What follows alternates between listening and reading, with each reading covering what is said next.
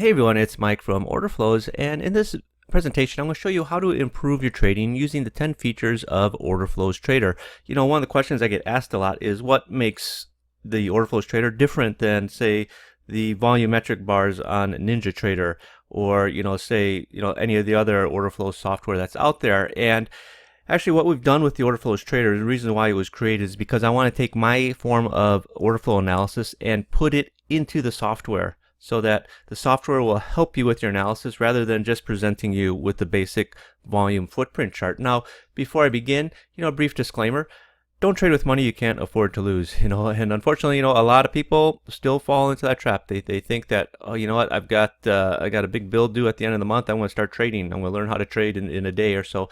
It's not that easy. You got to put in the time and the effort. And what I'm about to show you will take you out of your comfort zone. But if you wish to be a better trader, then you should want to get out of your comfort zone. But let me ask you, are you willing to put in the work to become a better trader and give yourself the freedom in life that you deserve? Trading is a business which can help your bottom line when you improve your skills. And the Orderflows Trader software, in my opinion, will take majority of the traders from point A to point B in the quickest way possible without going down a lot of blind alleys. Now, I'm not going to say it's going to take every trader and get them across the finish line. No, because there's some people just aren't made for trading. That's a cold hard truth. But not everybody is cut out for trading. Just as not everybody is cut out to be a doctor or a nurse even. My wife is a nurse, but me, if I gotta look at blood and guts, no, thank you. I'll look for something else to do. It'll be like, excuse me while I go vomit. But for those that are new to this presentation and new to order flows, just a quick background about me. I'm not doing this to say, hey, look at me, I've done this in my life. No, I'm doing this so you understand that what I'm talking about comes from real life experience. In 2015, I started up orderflows.com. But prior to that, from 2006 to 2012, I was vice president of futures trading at JP Morgan. JP Morgan, right? One of the top banks in the world. 2002 to 2005, I ran the futures and options trading desk at Cargill, both in Chicago and eventually in Singapore. From 1998 to 2001, I was a licensed Eurex trader at Commerzbank. Now the German banks are under a lot of pressure, but back in the 90s, the German banks were the world's leaders. 97 to 98, I was with EDF Man as a global macro trader. In 1994, I started on the CME floor with Dean Witter. Eventually, I left the floor when electronic trading started to become popular. And, I've been in the trenches, and this is just what we had to deal with back in the 90s, right? This is the order book on euro dollars. You can see how it looked, compared to what you're looking at nowadays.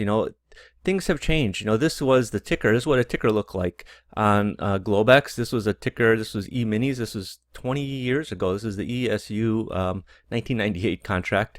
And this is Project A, which was the Board of Trades ticker for bonds 10 years, in the grain market, the electronically traded market. And the nice thing about it, which was a great feature, you could see who the buyer and sellers were. Not the individuals, but you could see what firm they were buying and selling from. I forgot what house 100 is.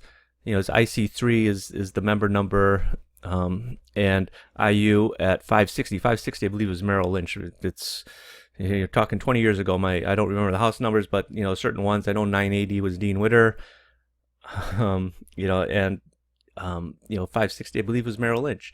And, in all those years, I've discovered there's no holy grail in trading. Honestly, the closest you're going to get to a holy grail in trading is becoming a consistent trader, right? There's no one perfect entry and exit. People like to look at textbook examples, and I'm going to show you some examples, of what trade setups look like. But you got to remember, every trade is going to be looking slightly different than the other. And really, the most closest you're going to get to perfection, and there is no perfection in trading, is becoming consistent in your trading. And, the best chance you'll have as a trader is to learn what makes the market move, and that's order flow. And the best way to do it is to learn from someone who has already proven their success with it.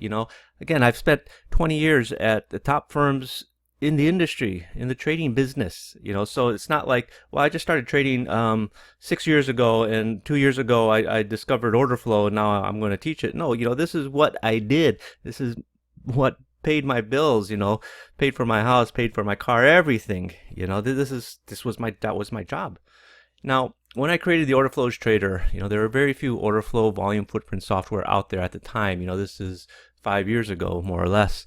And, you had Noft, which I don't really understand the name, Ninja Orderflow Traders, OFA, Orderflow Advantage, I think it's called Advantage, Rancho Dinero, which is what I used for a while, Market Delta, I've also tried. Unfortunately, it's gone out of business, and Gomi. Basically, that was it back then. And in 2011, honestly, that was good enough. Just as a Nokia phone was good enough back in the day, 20 years ago. But it's not 10 years ago. It's not 2011. It's not 2000. It's 2019. You're not using the Nokia phone anymore, right? You're using the latest iPhone, most likely, or iPhone from last year. But you've updated it, right? And as a trader, you should be updating, the way that you're trading, the way that you're looking at the market. And the whole reason for creating the Orderflows Trader software is because I wanted something better. I wanted something that's going to help me see the nuances in the order flow, the things that I was looking for to trade around every day. So I found a programmer who understood order flow, right? And we created the Orderflows Trader in 2013. In 2015, I released it to the public. Only after a lot of other traders that I was just talking with, said, hey, can I get a copy? And then it started probably, hey, you could maybe start a business like this, and that's how it came up. It came up from my own personal tool to a lot of people asking me for it. So what made the Orderflows Trader different was that it highlighted things happening in the order flow that mattered. Now, the Orderflows Trader, it runs on NinjaTrader 8. I don't support the NinjaTrader 7 version anymore, so don't ask for it. And it'll run on both the free and paid versions of NinjaTrader. Okay, now I understand that NinjaTrader does have their own order flow chart on their fully paid licensed version, which you're going to spend, whatever, $1,000 for or more. But that's just a basic order flow chart and maybe one or two little extra tools or something. But it's just a basic chart, and you're paying a lot of money for that. So, the Orderflows Trader will run on the free version of NinjaTrader. I have users that get my software, get the free version of NinjaTrader, and they use their own broker provided front end, whether it's Sierra Chart or some of these other, depending on who your broker is, all brokers offer you a free order entry software. And that's what some of my users are doing because they understand the value in the Orderflows Trader. Now, if you want to trade with the NinjaTrader version, then yeah, by all means get a paid version of NinjaTrader. I'm not trying to promote NinjaTrader brokerage or anything, but the Orderflows Trader will also work on that system. So again, I'm not trying to promote NinjaTrader or NinjaTrader brokerage, but my software does run on NinjaTrader. So in the first release of Orderflows Trader in 2015, we had the ratios, which I highlight the areas of price rejection or price defense. We also had single prints, which highlight price exhaustion or price rejection. We had delta divergence, which highlights when price and order flows diverge. We had unfinished business, which highlight areas the market may come back to. We had imbalance reversal, which highlighted trap traders. We had volume profile, which allows a trader to see how the day is developing. Now, last year, I released the Orderflows Trader 2.0, and this was a big upgrade from the original Orderflows Trader, which was for NinjaTrader 7. This was for NinjaTrader 8 that we released it for, straight to NinjaTrader 8. And it has all those tools I just described, but we improved the tools, the existing tools, and we've added more. So it's like basically taking the engine that's working and we souped it up. And in the new version, we've improved the Imbalance Reversals tool to highlight additional areas of trap traders. We added a zero print indicator to show when markets flipped. We added 4 ladder types: bid-ask, delta, volume, diagonal, delta. We added POC Trader, which was actually a separate indicator that I would sell for $200, which highlights prominent point of controls. We added a volume imbalance box, which highlight multiple imbalances in a bar that are not stacked on top of each other. And the multiple imbalances is a great tool that really helps a lot of traders. So I'm going to explain the 10 most important features of the Orderflows Trader and how to use them to find low-risk trading opportunities, market reversals, confirm trend directions, and much more. So what are they? Well, these are in no particular order. So don't think any because one is ranked number one, it's better. No, there's no particular order in here on how I put it. So the first one is the Orderflows Delta Divergence. Orderflows Imbalance Reversals, 4 different ladder types: POC Trader, small digit prints, summary content, unfinished business, volume imbalance, volume profile, and volume ratio. And again, I can't stress this enough. What makes the Orderflows Trader different from the rest of the other order flow trading software out there is it's designed by a trader for traders. All of the tools I just mentioned are what I use in trading. They're not just added to make it look like software has a lot of features, right? Each feature is added specifically for use in seeing something in the order flow, right? I don't just add things into the software that, this other software has it, so I want it, I want to put it in there. No, if it's a form of analysis or a tool that I use in my trading, I want to put it in there. It's like that scene in not Fast and Furious, in Triple X, the one with Vin Diesel, where he's the skateboarder that becomes a spy, and he's got the little tech guy, and they're going to raid the castle, and he's got his car, and on the table next to it is all these weapons, all these bazooka, rocket launcher, machine guns, and he tells the guy, I want all of that in there, and he points to the car. And it's the same way with the Orderflows Trader, right? I take all the tools that I would normally use in my trading, or in my case, the way I would look at order flow, and put it into the software. Now, Steve Jobs, right? We all know who Apple is, right? Most of us got iPhones or Macs and everything. Steve Jobs is brilliant. Why? It's because, he thinks differently, right? He didn't invent the mobile phone. Mobile phones have been around for a long time before he released the iPhone. But what he did is he took all the technology that was available to him, and he made the phone better, right? People don't carry around cameras so much anymore unless they're like a professional photographer. Pretty much everybody just takes their pictures with their phone, right? And it's even getting to the point where it's hard. You want to buy a computer, there's very few computer stores around anymore. Why? Is because everyone is using a tablet, or they're using their phone to access the internet and do work.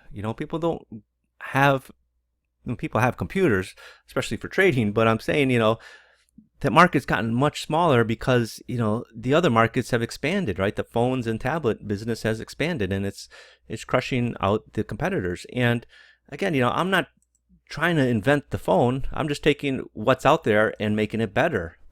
So the thing to keep in mind with order flow is you're not looking at everything at once, right? To me, order flow is reactionary trading. It's not predatory trading. When something happens in the order flow, I react. I'm reacting to what's happening right now based on buying and selling by market participants. All right, so let's just jump into it now. That's kind of a long introduction, but so the first thing you're going to have to do is, after you purchase the Orderflows Trader, is you have to import it into NinjaTrader 8 and enter your license token, which you're sent after purchasing the software. Now, it can take, they're manually created, so it could take, it could take a little while, but, you should get it within, a couple hours at the latest. So what you're going to do is come on email, and once you've already installed or you import the Orderflows Trader into NinjaTrader, you just go to a chart, click on indicators, click on the Orderflows Trader. You'll see it come down here, and the first thing is here, your license token. You just copy and paste it from your email and drop it in there and click apply, and that's it. Okay, so the first thing I'll talk about is delta divergence. Now, a delta divergence occurs when price and order flow diverge from each other. A delta divergence sell occurs when price makes a new or equal high, but order flow delta is negative. A delta divergence buy occurs when a price makes a new or equal low and delta is positive. All right, now I'm not going to get into the intricacies of what is delta here. Hopefully by now you should understand that. Just go to my YouTube channel. I've got a ton of other videos on the basics of order flow. So what makes the order flow's delta divergence improved over the standard delta divergence is that it also takes into account price action. Delta divergence indicates a possible reversal. But if the market isn't showing signs of reversal, then the signal isn't going to be very effective, right? An order flow's delta divergence takes price action into account, while a normal delta divergence does not. And that's important because, if you're trading a reversal, you got to have a move to reverse, right? You got to be at a high, if you're going to reverse it, right? If you're going to look to be selling, you should be at a high area, not a low area. And you can see up here, the circles, these little triangles up here are delta order flows, delta divergence. I didn't put the circle up here, but it's right up in here, right here at the top here on the bottom. This is what a buy looks like down here.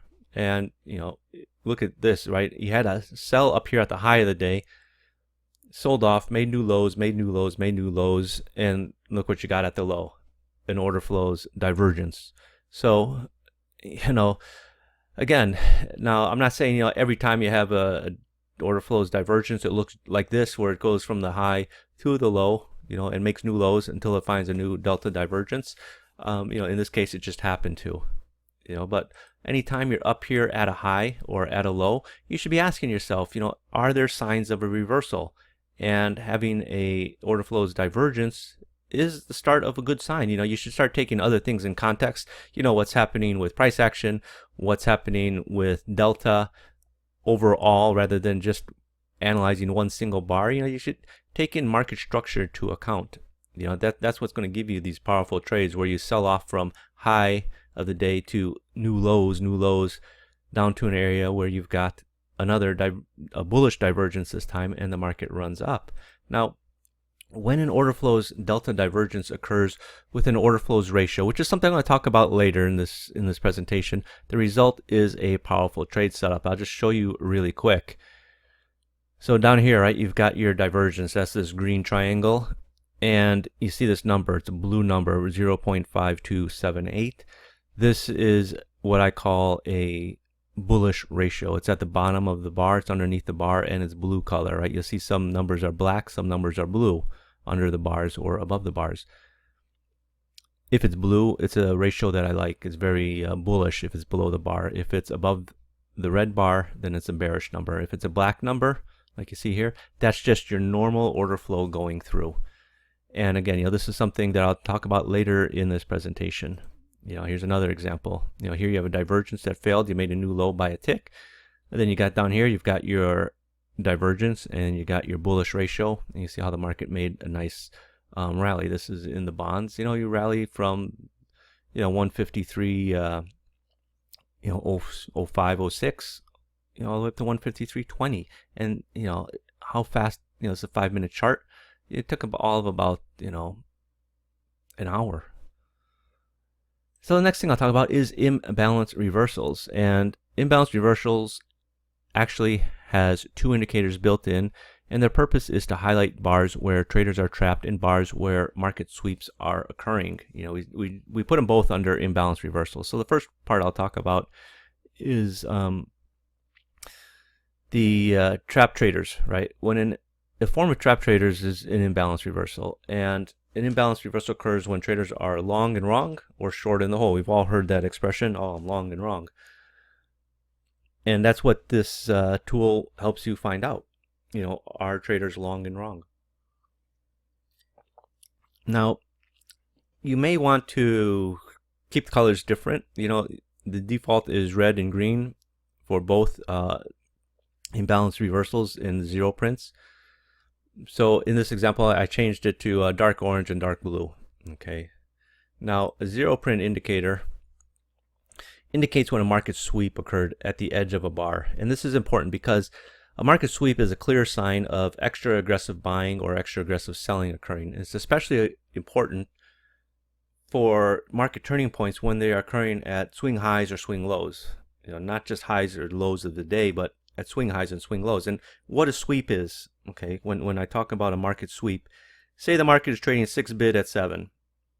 Okay, I'm a big trader, right? I've got a portfolio that I got or I've got an allocation of $300 million, okay, and I think, well, crude oil is going up, okay, I need to buy 1,000 contracts, okay, so I check the market 6 bid at 7.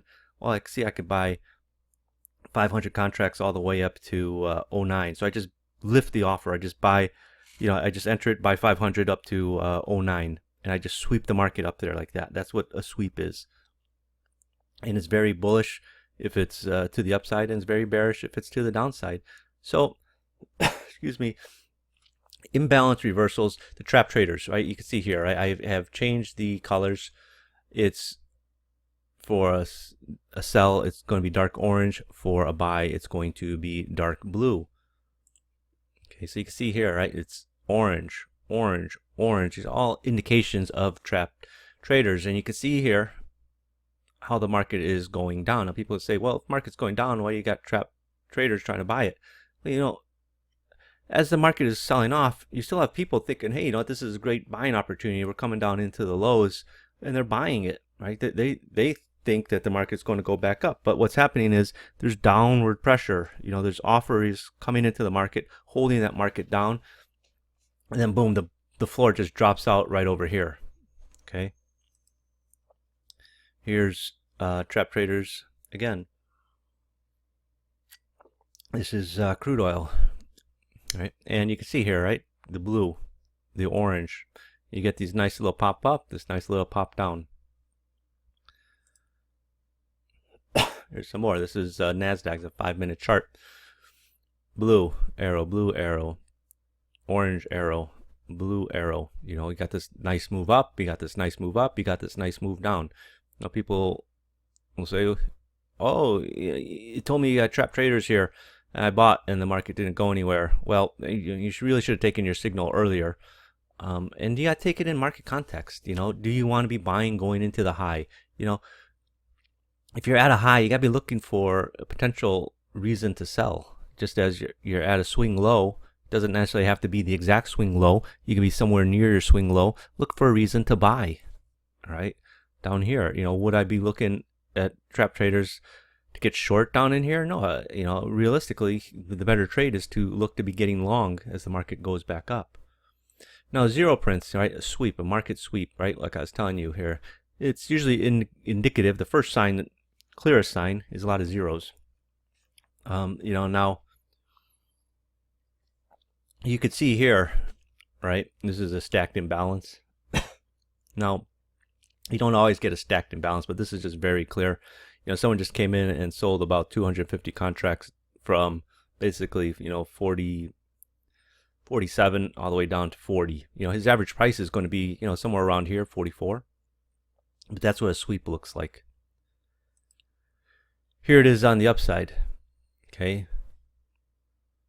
Now in this case, it's not as, full of zeros as it is here, right? You got like 4 price levels with zeros. Here you got thinner volume, 4, 7, 11, 0. But again, this is what a sweep looks like in here. Someone just buying up whatever offers are there in anticipation of higher prices.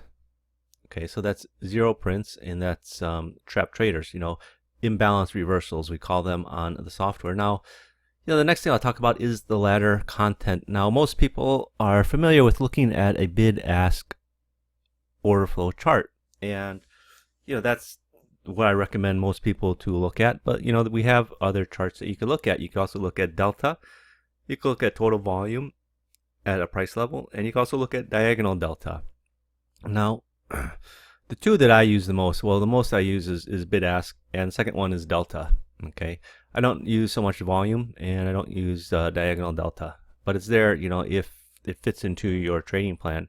So what you do, it's right in here, right under ladder content. You see here cell text. The first one is bid ask. What you're going to do is you're going to click on it if you want to change it, and you can see there's a drop down menu. You get bid ask, delta, volume, and diagonal delta. Just choose the one you want. So the normal bid ask, you can see here, right? You can see the volume trade on the bid, the volume trade on the offer, and you're gonna be able to see the actual numbers that traded, right? You're gonna see what the actual imbalances were, the volumes and everything. It's very revealing for traders. Honestly, when I first saw an order flow chart, I was just like, nah, do I need that information? Then as I spent more time with it, I can't look at a normal bar chart and trade off of it, with any consistency. But with an order flows chart, my trading makes sense. right? I mean, I could look at a bar chart. There's certain things that I'll look for on a bar chart, like your engulfing pattern or something like that. But, the Orderflows Trader, we have candlesticks on here. So I can see all that. But I can also see that, on this outside bar, this engulfing pattern, I can see, oh my gosh, I know I had heavier volume up here, which is bearish, right? This is a prominent point of control, which I'll talk about next. I could feel safer in taking this sell than, taking, some other sells from earlier, right? Can't really see many sell reasons to be getting short on this way up on this chart. But, how many times, people always talk about, when candlesticks came out, everyone thought this is, that's the greatest thing since sliced bread. Everyone just sort of migrated to them until they realized that, candlesticks work sometimes and they don't work a lot of times. So, if you can have a pattern that you're familiar with that makes sense to you, like, okay, yeah, I like to trade engulfing patterns because, what that means, it tells me that, what's going on in the price action is significant in the sense that, we've moved from, the range of the bar that we're in is bigger than the previous bar. So that tells me more traders are getting active. I mean, it should. That, there's a chance the market could continue down. Now, when I start adding order flow to it, like here, I got a prominent point of control. I could look at the volumes. I can see, well, the volume is good. It's decent, it just gives you more confidence in the trade that you're going to take. Now, delta content, this is what the delta looks like, right? What it does, it takes the horizontal delta, the linear delta. So you can see on this bar right here at the high, 30 on the top of this red candle, right? And what that is, that's the volume here, 24 minus 54, and it's on the offer side. So because the offer side traded 54 contracts, the bid side only traded 24. So the difference is 30. So it appears here. The price level below it, it's 110 against 130. So that's 20 on the offer side. Here it's 102 minus 67. 102 is more. So what's that difference? 102 minus 67 is what? 35. So that'll be 35 on the bid side, right? So you can see here, right? 30, 20 minus 35. That's what a delta chart looks like. And in a delta ladder, there are patterns.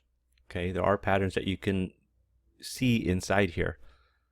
Okay, now I'm not going to get into all the little patterns, but I actually have a course on specifically on delta, and there are setups that I talk about that you can see here on a delta chart.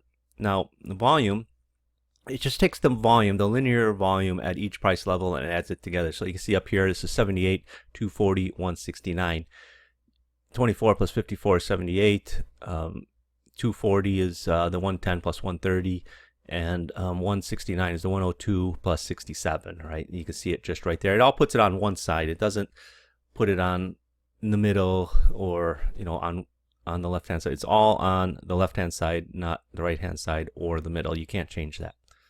But even with that, there are things, for some people that you can use that information, right? Like, for example, say you're looking at this bar, right? You can see here, oh my gosh, at the high here, it's a red candle, so it closed lower. But what's the volume like up here at the top? Is it heavy? 78, yeah, that's decent. 240, 169, okay. You might look at that and say, well, that's, is that enough for a reversal? Yeah, maybe. Down here, right? You can see as we're coming down, we got these three bars right around the same level. You can look at the volume here, how heavy it is. Just going across, 400, 487, 464, 179, 758, 300, 329, 760, 211, 265, 691, 409. So I know at this area there's support. There's a lot of active trading going on down here that we couldn't get past that, right? This would be a support level. I would watch it for the next time we come back here. And you can see as we came right back to it, where's the support coming in? It's coming in right at that same level, 60-30. So if I'm short from up here, where's my target going to be? It's going to be at this level here, right around 60-30. So if I'm short at 60, 60-50, my first target is going to be 60-30. The problem that a lot of traders have is they use these arbitrary take profits and stop losses without realizing that the area that they're going to say their take profit is going to be 30 ticks. Well, if you're short at 60.50, 60.20 is down here, but I know around the 60.30 area there's support from earlier. I got to get through that. It may not be realistic to get through. You may have to take your profits a little bit early. Okay, and that's how, if you're looking at volume, that can help you in your trading. Now, diagonal delta is the delta, diagonally, basically off the bid-ask chart. Again, I don't use it. I don't really have a need for it. I find the delta one very powerful. Obviously, the bid-ask one is decent. Most people, it's good enough. If you want to delve a little bit more inside the footprint chart, go with the delta chart. All right. The bid-ask footprint is seen inside the bar, so to speak, seen inside the candlestick, whereas the delta one, I think, gets you inside the footprint. Okay. Now, another part of the ladder content is you can view up to 3 POC levels, point of controls, right? Point of control is the price level where the most volume occurred. And you can also view the second level with the most volume and the third level with the most volume. Most people won't use these, but let me just show you what it looks like. This is the standard one point of control, right? Every bar has a point of control. Every bar has got 2 point of controls. So what you could do is, if you want, you can change the colors. Don't keep them all the same. Ideally you should color code them. You could change, yellow and green. You see the black one, that's the outline of the rectangle. You could also change that, but you can keep it the same. So like yellow, green, and red. And this is what it looks like here. So it's going to light it up a bit more. What do I got? Yellow, green, and red, gray. No, this one. Oh, well, I didn't change it there. But you get the idea, right? So you can play around with that. And there are patterns even within, when you're looking at 3 point of controls. A nice point of control setup, just really quick, is when they're spaced out like this. When, you got your top point of control up here, a middle point of control in the middle, and one down here at the bottom. That's telling you that price is migrating lower. I mean, obviously price is going down. It's a red candle. But the value areas are getting down, as well as, sometimes you see them bunched up at the bottom of a green bar or, at the top of a red bar. When you see that, that's also very powerful. Again, I've got a separate course on point of control if you really want to delve into point of controls. But for most people, the standard 1 level POC is enough, right? Last thing I want people to do is throw everything in the kitchen sink on their charts. Use the pieces of order flow that are going to be useful to you. Now, the POC Trader. Now, this is something that I sold separately, actually, with NinjaTrader 7. But on NinjaTrader 8, I said, I need this in my software, and it's actually better because, as opposed to the separate indicator, because the separate indicator just highlights the bar, it'll draw up and down arrow, whereas this one will actually color the point of control whatever colors I want. I like cyan. I don't differentiate the levels because I got eyes. I could tell if it's a level 1, level 2, level 3. I'll show you in a second. But you can see up to 3 levels, right? Now, if your chart is a shorter term chart, like say you're looking at a 4-range chart, you're only going to want to look at level 1 and level 2, because level 3 on a 4-range chart is going to be right in the middle of the bar.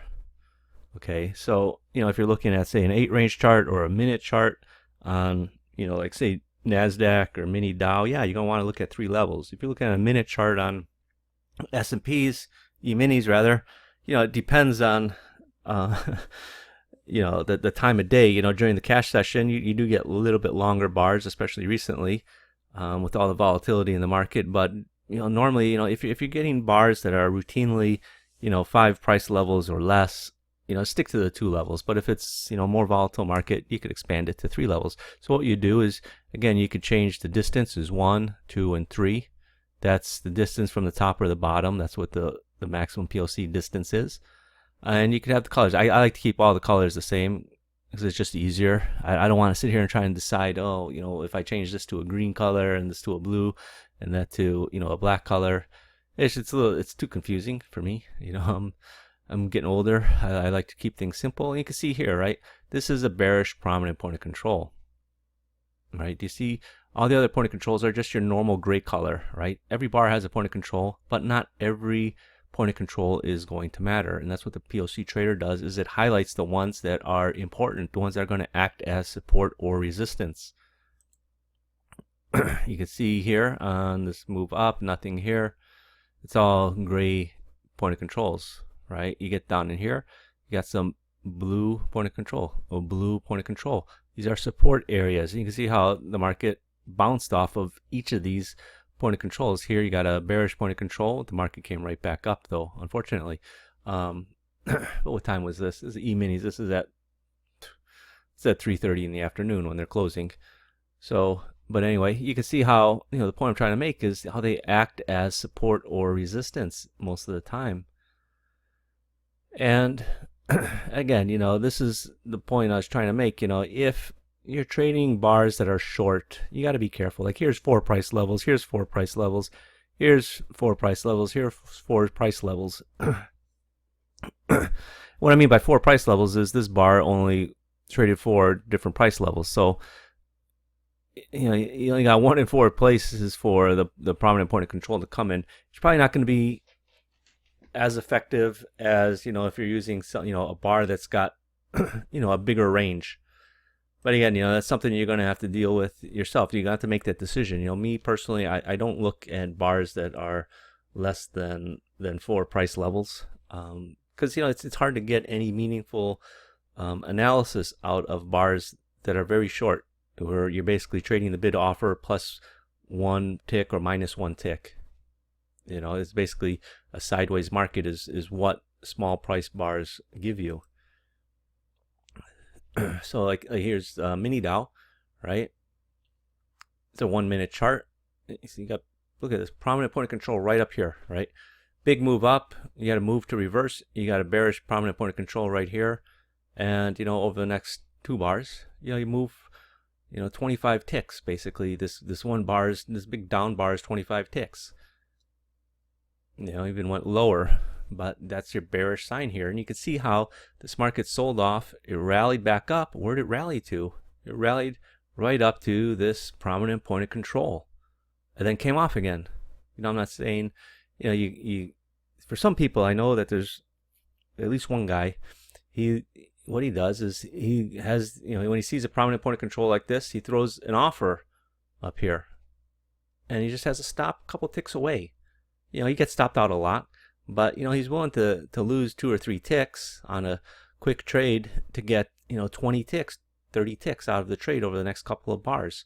Again, for a lot of trading is about risk and reward. If you could have a trade plan that says, okay, I'm going to get short at a retest of a prominent point of control. I'm going to risk 2 ticks on this trade, but my potential profit is 20 ticks. I'm risking 2 to get 20, okay? And I know that I'm going to lose about 70% of my trades, 75%, even 80. I'm fine with it, because over the long run I'm going to be successful. So again, that's how you would use prominent point of controls. You can use them as support and resistance when you see them occur, and you can trade around them. You see them forming. You see bullish prominent point of controls, these blue ones here. I start investigating, should I be getting long? Okay, well, let me see what's going on in the delta. Let me see what's going on in the imbalances. What's going on in the overall price action and market structure of the day. Start putting the pieces together. Now, small digit prints, this is a legacy indicator. This is something that we had in the original version of Orderflows Trader, and it highlights bars that have price rejection, or what some people now call price exhaustion, at the edge of a bar. It's great for reversals and confirming trend direction. And you can see it's right here. It's called small digit prints. There's a box here. You could enter the number. For bullish ones, it's going to be light green. For bearish ones, it's going to be red. And you could adjust the opacity. You don't want to make it 100%, because then you're not going to be able to see the value in there, the number in the footprint. So I have it set as default to 50. And you'll see what it looks like in a second. Now you could adjust this, right? It doesn't have to be 9. If you're trading a very liquid market, like say 10 years, you might want to set it to 50. Each bar in the 10 years, supposing you're looking at a 4-range chart, a bar in the 10 years on a 4-range chart could be 30,000 contracts. So trying to limit it to 9 may not be small. Well, 9 is small, but you may be willing to say, well, 25 is also small, so you can change it to 25. So when I say it's great for reversals and confirming trend, let me just show you here. So what do I got here? This is the 10 years, right? You see 2, right in here, okay? And here you got 7, and here you got a 5, okay? So this market is going down, right? This is just telling me, if I'm already short, that I'm seeing price rejection here. Now again, you could also call it price exhaustion. What's happening is this market's selling off, and down here, nobody's interested in trading down here. 2 lots trade. Normally, in the 10 years at each price level, it could be anywhere between 500 and 5,000.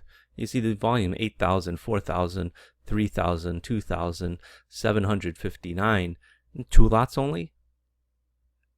So that's how you're going to get your reversal signal, right? Here you go. This is 10 years. High of the day. 5 lots trade. 5 lots trade in the 10 years. Look at this bar. This bar traded 73,000 contracts, but traded just 5 lots at that high. Okay, that should be a signal to you. Say nobody's interested in buying these highs up here, taking the market higher. And you see how the market just came off beautifully.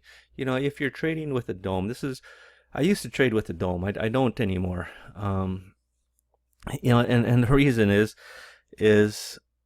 I've sort of like to think I took a step back in my trading. I want something more relaxed than looking at a dome and each and every tick. But one of the reasons why I had this put in the original version is because when I would look at a dome, I would specifically, because I traded bonds a lot back then as well, I would be looking for these bars, at highs of days, lows of days, swing highs, swing lows, where there was a single print or small print appearing, and trade against it. So I know, I got a single print up here. I have 5 contracts.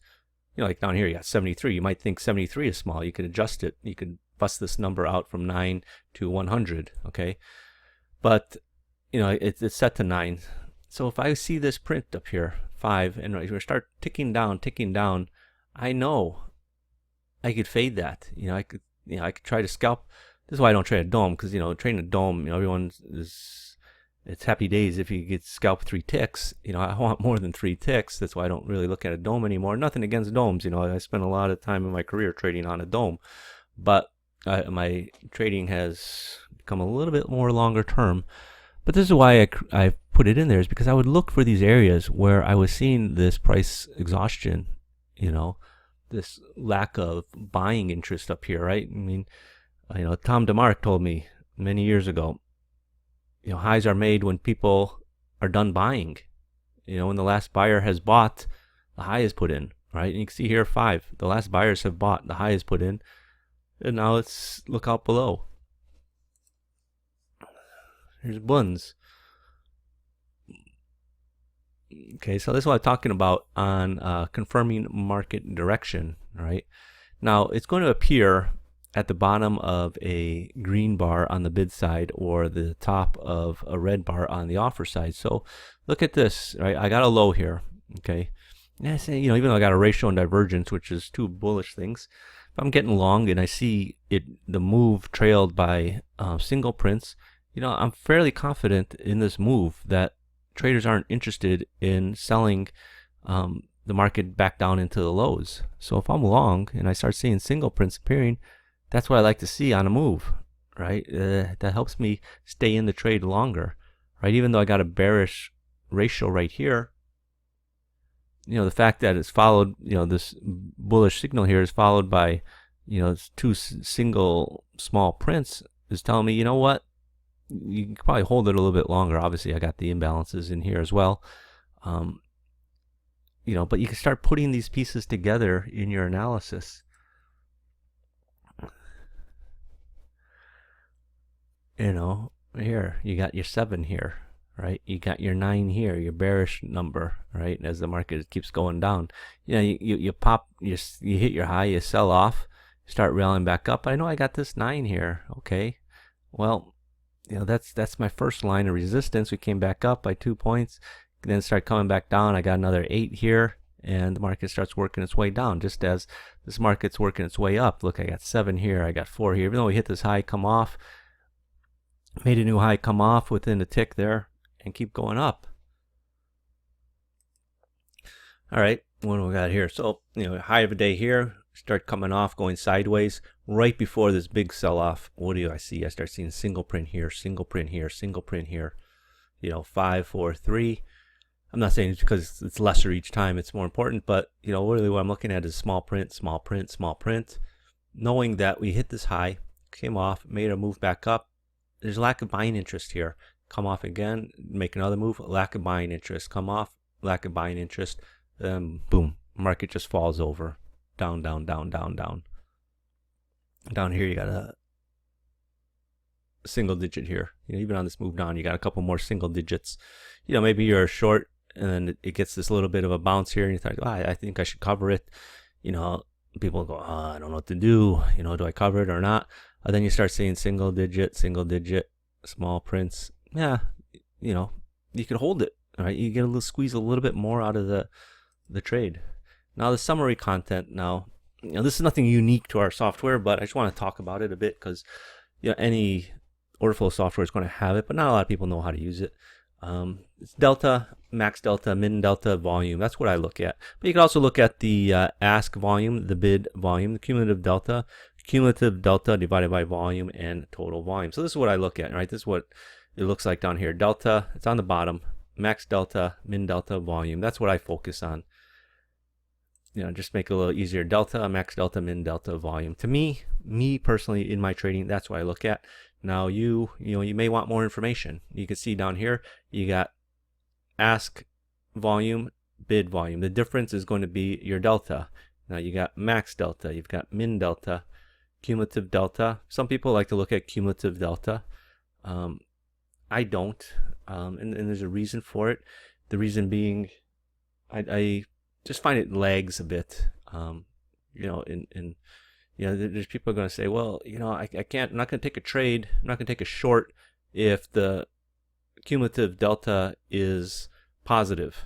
Okay, well, you can see here on this move up, this big move up, cumulative, it's positive deltas, right? Cumulative delta keeps growing. Then the market starts coming off. By the time this market, for it to get down to, to get down to a negative delta, right? You're going to basically, point I'm trying to make is you're going to cut yourself out of trades, potential trades, because you're sticking to this rule that I can't take any shorts if cumulative delta is positive. It just doesn't make sense because it's going to be positive for a long time if there's been a big move up, or negative cumulative delta for a long time. There's been a big strong move down, right? Especially if you're putting in big delta numbers. So again, that's I don't use it. There's some people I know that use it in other markets. This is E-minis. They get value in it, so that's why we have it there. Cumulative delta and volume. My programmer uses this. I don't use it. It's the cumulative delta divided by, I believe, the volume for the bar. But he just wanted it in there for his own use. Volume for the bar and cumulative volume for the day. I just look at the volume for the bar. That's what I'm really interested in, like this here. So I know if it's heavier than normal or light. These big contracts like E-minis, it's just information I'm not going to look at. So I just uncheck it there. You can check what you want to look at here, right? If you want to see delta, you check it, max delta, min delta, volume. So again, ask, bid, delta, max delta, min delta, cumulative volume, cumulative delta divided by volume, and cumulative volume. Now people are going to say, what's max delta, what's min delta? Max delta is what the most positive delta was in a bar, right? Min delta is the opposite, the most negative delta in a bar. Now the delta is the final delta, where when the bar closed, what was the delta? And there's relationships between these delta, max delta, min delta. I go more in depth to it on the delta course. Now unfinished business is when a bar has unfinished auction. and you look for the market to come back to that level. That's how people, when they first started noticing unfinished business in a footprint chart, it was back in the mid 2000s when the market traded more rangy. Now with Trump in office, the market is just bonkers most of the time. But when a market is relatively quiet, even during Obama's time, you'd have these days in the S&Ps where it's just like some days like a 5-point range basically, or a 10-point range would be a lot some days. And that's when I think unfinished business is more effective. And unfinished business, I think a lot of people don't understand and use it incorrectly. I had the good fortune that one of the original guys that noticed unfinished business, he reached out to me once and we're talking about this, and he was telling me, how they started using it. How they used it was, they were looking for the market to come back there relatively soon, like within an hour, even 30 minutes. If it's over an hour, forget about it. But 'cause I see people now drawing out these unfinished business lines over, 3 hours, 4 hours. It's really lost its effectiveness. That's one of the things that, when you're trading order flow, there's a shelf life for certain pieces of information in the order flow.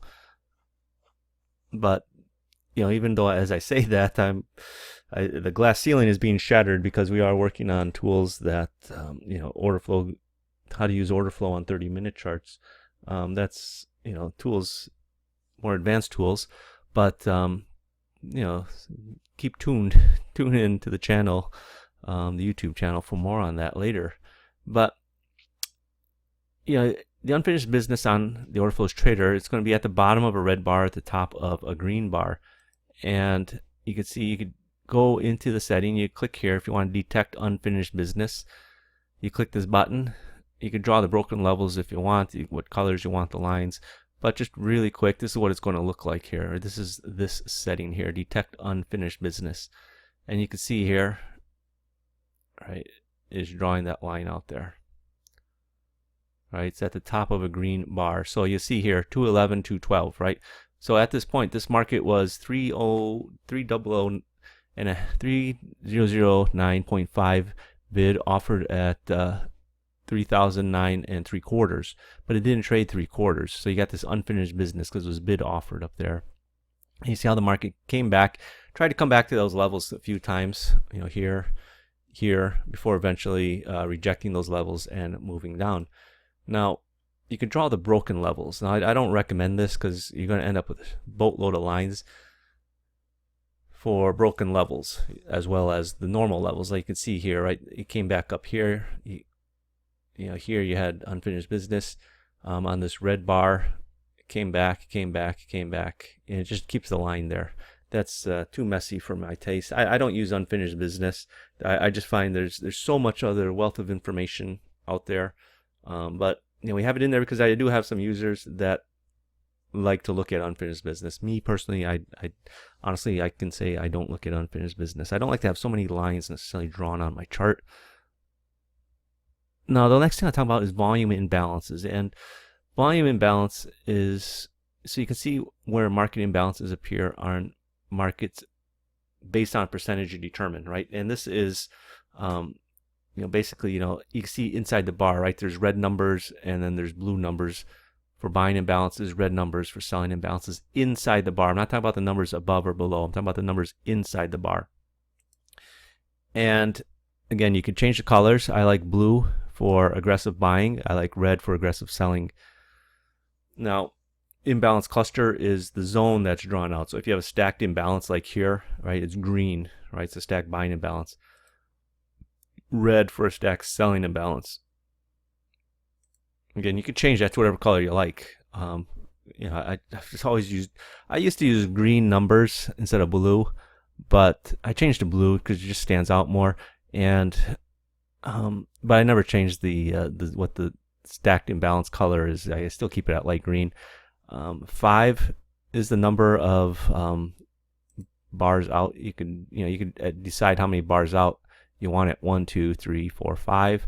Now the reason I have it at 5 because I'm just looking at this as near-term support or resistance. I'm not looking at this as a level that I'm going to trade around the rest of the day or 3 hours. Really, if I'm trading this stacked imbalance, I'm looking for that move to happen over the next couple of bars. If it doesn't happen, things in the order flow have probably changed and I don't want to be long anymore.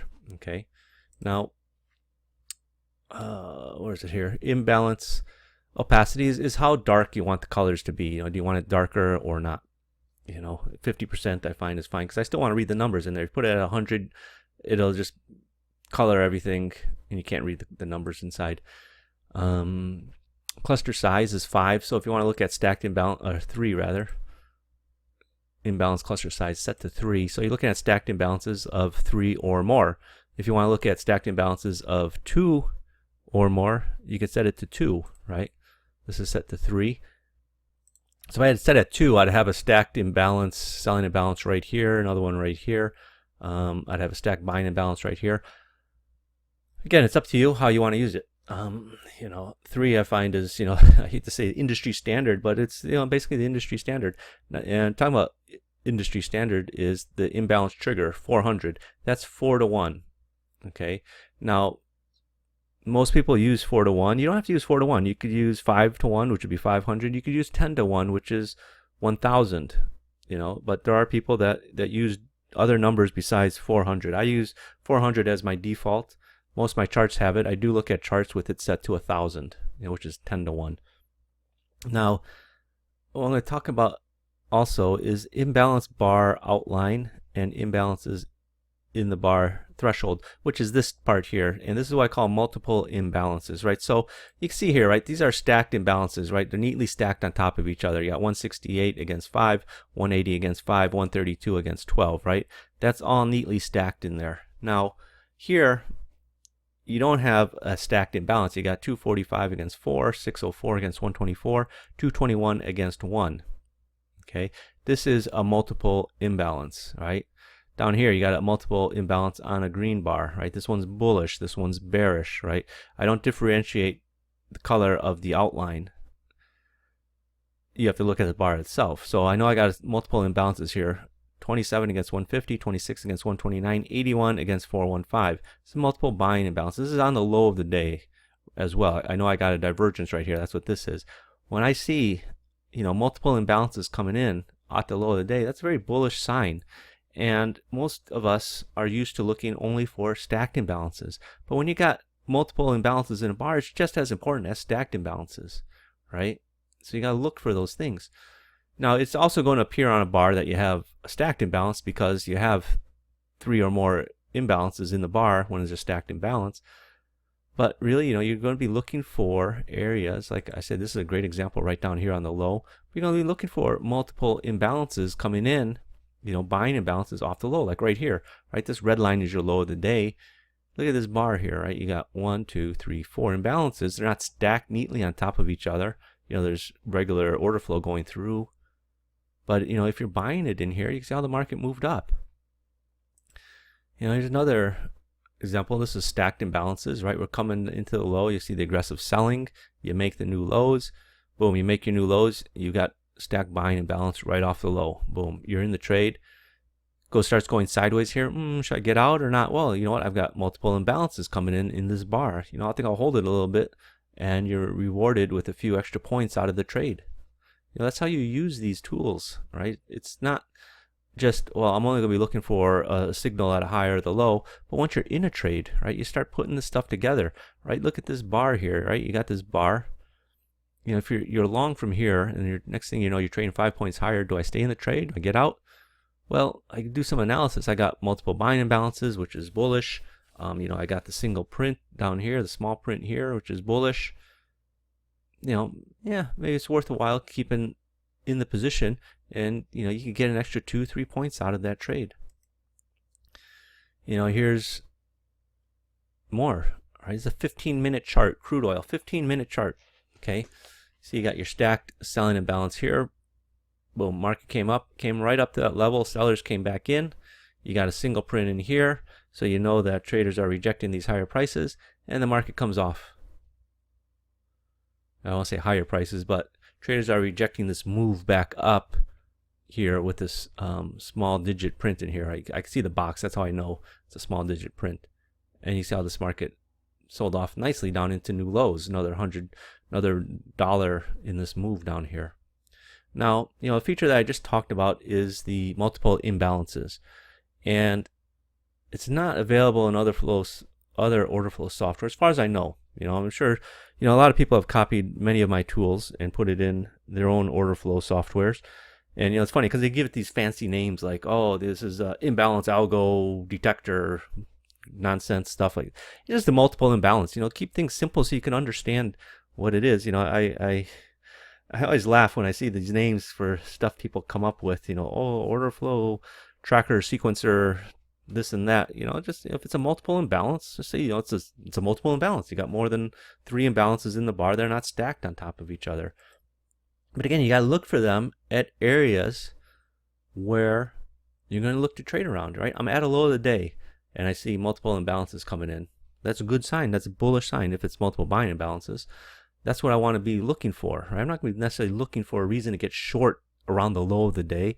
I'll be looking for reasons to be getting long at the low of the day. And if I have, multiple buying imbalances off the low, that's a bullish sign. And you'll notice, right, you're going to get, it often triggers earlier. This is, something I'll share with you. Oftentimes, you don't get stacked imbalances as often as you get multiple imbalances. You're going to get more multiple imbalances, and you get them earlier. You're going to get, people are just looking for stacked imbalance, right? You have it here, okay? Yeah, oh, this is good. We come in off our low. Our low is down here at 30, what was this, 30.05. But up here, 30.09, 30.10 is where your stacked buying imbalance comes in. Where would you rather be long from? 30.10 or 30.06? There's an extra 4 points you could have got in on before the stacked buying imbalance, right? And this multiple imbalance tool really gets you in trades a lot earlier and gets you in trades that a lot of people honestly aren't going to see at all.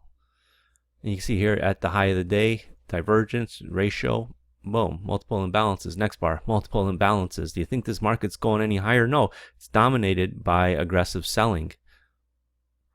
You got 3 imbalances in this bar, 3 imbalances in this bar. You got small digits, small digits. Again, you got your divergence, you got your ratio, which I'll talk about shortly. It's get short. Go take the money out of your piggy bank, put it on getting short here, and you can see how the market made a nice 5-point move off of that. Again, 15-minute, no, it's a 5-minute chart. Crude oil 15-minute chart. Probably can't fit on a screen. You won't be able to read it. But look at that. Off our low of the day down here, boom, multiple imbalances. 1, 2, 3 spread out in there. And you can catch this nice move up. It's a nice move from 57.50 up to, $58. Here you got a bearish prominent point of control up there. Now the volume profile, most traders are familiar with market profile and volume profile to a certain extent. And we have it on our charts. I honestly can say I don't have it on my charts anymore. I used to use it a lot, and this is the way I would use it is, on trend days, it would really be very revealing to me where the value area is for the day, where the point of control was, if it was migrating lower, if it was a trend day down, or migrating higher if it's trend day up. But I don't trade the whole day anymore. When I trade, it's for a couple hours in the morning, maybe a couple hours after lunch. So I'm not really so fixated so much on the profile because I'm not looking at it all day long. Now, what the volume profile allows you to do is see the day's volume profile plotted on the chart, identify where the market is trading relative to the day's point of control. And again, point of control, value area high, value area low is also areas you can trade around. You can see the low volume nodes, high volume nodes. And you can see it in here, volume profile. You can display it on the right-hand side or the left-hand side. Default is left, but you can put it on the right-hand side if you want. You can also choose to display it or not. I have it unchecked here so it doesn't display. Volume, you can see the volume that was traded on the ask, volume traded on the bid. Total volume, colors, and width in pixels. So this is what it looks like. This is it on the left hand side. This is it on the right hand side. Again, the right hand side, and you can see, right, this is when the market reopened one night. And I see, right away here, I got resistance right here, right above this level. I'd be looking to get short, as I know that everything is starting to move lower. I would expect this market to go down. I could see where the low volumes areas are. So if we're trading up here and I'm short, I might have a target down in here. And if we start breaking through that, I know my point of control for the day is down here, or this volume down here is going to be an area of support if we come back down to that level. There's, a friend of mine is a guy, Dale, from Trader Dale. If you really want to take a good course on volume profile, he's actually wrote a book on it. You can get it on Amazon. You can actually download it for free, I think, on Kindle. Or for like $5, you can order it for a printed version. I got the printed version. It's nice. It's a very nicely well-written book. And he trades volume profile on Forex and futures. So it's, again, Trader Dale. He's also got a profile tool that he sells. But if you want to learn more about trading the volume profile, he's a good place to go to learn about that. Now the volume ratio, right? Now this is like my bread and butter. And this is the legacy indicator, which has been copied by many other order flow software out there. Literally after I released my software, within 6 months, I probably got a lot of my users were messaging me saying, hey, this other company, I can't even remember the name, added it to them. Even Sierra Charts added it to them. But you know what? It's like pointless, because this is a tool that I created for my own trading. But again, it goes back to what I was saying earlier, where people add stuff to their software just so they can say they have it. But if they don't understand the logic behind it, or why I have it in my software and how to use it, it's kind of pointless. Yeah, I could add MACD or RSI. I don't use that garbage on my charts. I'm not going to say, oh yeah, I also got MACD on here. Well, for what? It's not a useful tool because I don't use it. I'm no expert in it. I'm not saying that it is a useful tool, but it's like, people want to put more and more into it without understanding the reasoning behind it, why it's used. Now, this is how I used to trade. I used to use a calculator until I got, and use my head. I could do the rough calculations, just borderline numbers sometimes.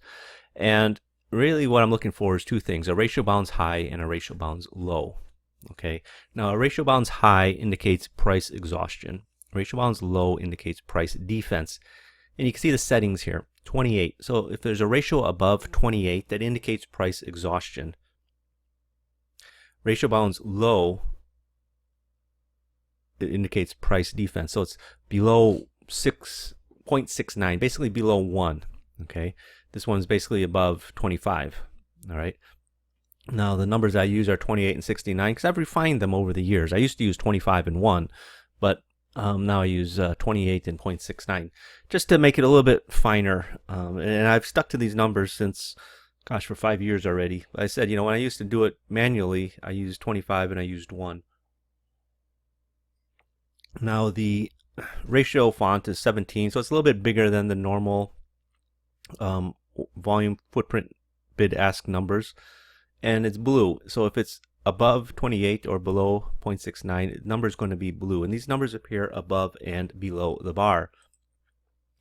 So you can see if it's black number, right? Some numbers are black. If it's a red candle, it's going to appear above.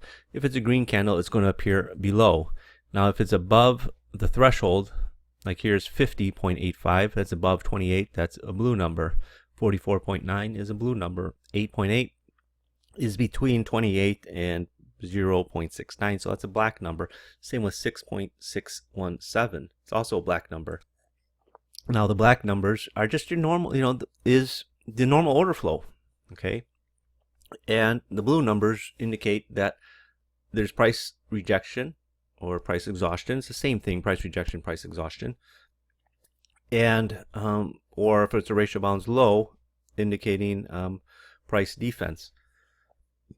So you can see here, as this market is going down, you tend to see the blue numbers on top, right? Notice as the market is going down, you don't see very many blue numbers or any blue numbers below the bars, right? That's one way of keeping you in the trade. If you're short already, should I cover it? Well, I still see the market's under pressure, right? Because I've got blue numbers above the bars. Now there's, ways to use these blue numbers, which I'll get to shortly. But you see, as the market starts going up, what do we got here? Lo and behold, I got a blue number, right off the low of the day. This red line is the low of the day. This is actually a divergence here at the low, and I got a ratio, which I'm going to get into shortly. And you see, as the market is selling off, the blue numbers are going to be above the bar. Blue, blue, blue. You don't see any blue numbers below the bar till you get down here.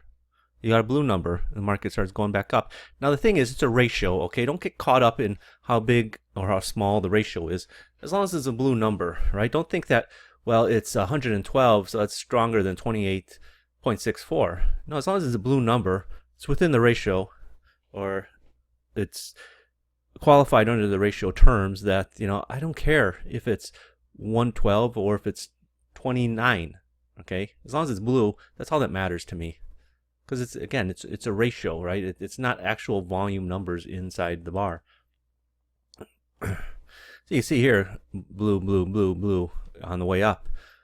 On the way down, you're seeing blue on top of the red candles, right? Till the market flips here. Now this is a setup. This is what I call the 3 in a row setup. 1, 2, 3, ratio, ratio, ratio. A pullback on the 4th bar, and it's coming in between these 2 point of controls. Then I got the green bar. It's nice to get this ratio here, but I'm fine if this wasn't a bullish ratio. Well, really, when I see 3 in a row like this, and a pullback between the 2 point of controls of the 3rd bar and the 2nd bar, this is where I'd be getting along here, and it's a nice trade. You can see it back up there. And again, you see this move, right? What do you see down here? You see, you're at your low of the day. Okay, I've got my bearish ratios here. 81, 743. I got a divergence. I got a bullish ratio. I got another bullish ratio, another bullish ratio, another bullish ratio. Really the trade setup to have is right here, the divergence and the ratio. Let's say, you know what, I don't believe this low is low enough. This reason we buying is enough. I need something else. Well, when you're still hanging around and I'm seeing a bullish ratio here, I'm seeing price defense here, and we come back, test that level. See what I was talking about? There's price defense. You could see it in here early in this bar. Then when you come back down in this bar, look at the amount of volume that's traded, 4,000, 2,500. Here you had a very much lighter volume, 129, 429. But you can see how the market was defending this area right in here. I mean, it did get through it by a tick, trade 115 contracts, then it started going back up. Bullish ratio, right? Came up here to a bearish ratio. Market came off a little bit. Prominent point of control, bullish one. Small digit print, bullish ratio, bullish ratio, bullish ratio. I mean, look, and the market made a big, massive move up all the way up to new highs. New highs, new highs, new highs, new highs, before you get a divergence up here, and the market came off. Now, when an order flows delta divergence, which I discussed earlier, right? That was like the first one I discussed in this video, occurs with a ratio, the result is a powerful trade setup. And you can see here, right? Here you have a divergence by itself, nothing, market went up. Divergence by itself, nothing, market went up. Divergence, but a bearish ratio, market sold off. This is my favorite trade. I'm always looking for these trades. I wish I could get 10 of them a day. Even if just half were right, I'm fine with it, because I know where's my stop. It's right above the high, or if it was a buy, it'd be right below the low. So this is a bearish ratio. This is a bearish signal right up here at the high of the day. Just as here, bearish signal right up at the high of the day. Look at those moves. Look at this move. 5-minute chart, 1-minute chart, 4 range chart. Right? I mean, look at this. These are nice moves, right? Those are very powerful trades. And again, what difference with the Orderflows Trader software than most Orderflows software out there is the divergence way we look at divergence, right? We just don't look for a new or equal low with positive delta. We also look at the price action of the bar. Is the bar reversing, right? We're at our low, But if this is a red candle, the market is trading down, even though I got positive delta, price action isn't confirming it. With our software, you got to be closing higher than where you open for a buy, right? Because you're not reversing anything if the bar is closed down. And that's one of the big differences. I don't think I talked about that when I was talking about delta divergence. But again, this is a tool that it's available in our software. Some people sell a simple divergence software where it just picks just at a new or equal high or new equal low. In this case, it's got positive delta. That's all they're looking for. They're not looking at the price action. So they're going to be wrong a lot, and I think that's a big mistake.